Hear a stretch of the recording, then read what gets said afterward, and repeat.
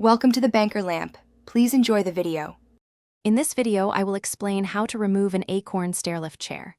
First, prioritize safety by disconnecting the power supply to the unit. Locate the main power switch, usually near the top or bottom of the rail, and turn it off. Next, consult your owner's manual for model-specific instructions and any unique safety warnings. Finally, gather your tools, including various wrenches and screwdrivers, and ensure you have a helper for the heavier components. Now, let's focus on removing the chair itself. Begin by locating the retaining bolts or clips that secure the chair to the carriage. These are typically found underneath the seat or at the base of the chair. Once these fasteners are removed, carefully lift the chair straight up and off the carriage. It can be quite heavy, so having a second person is highly recommended.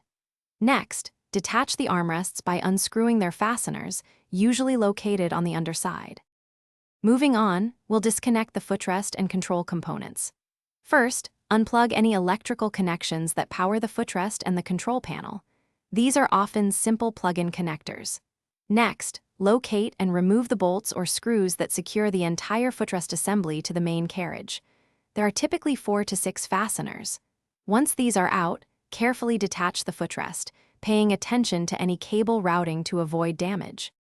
For the final steps of chair removal, you might need to remove any remaining covers or panels to fully access the main carriage fasteners. Once exposed, unbolt the carriage from the rail itself.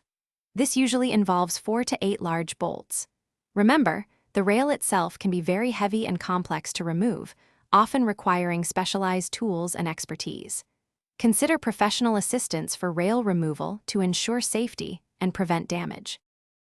Thanks for watching. If this was helpful, leave a like and consider subscribing. See you next time.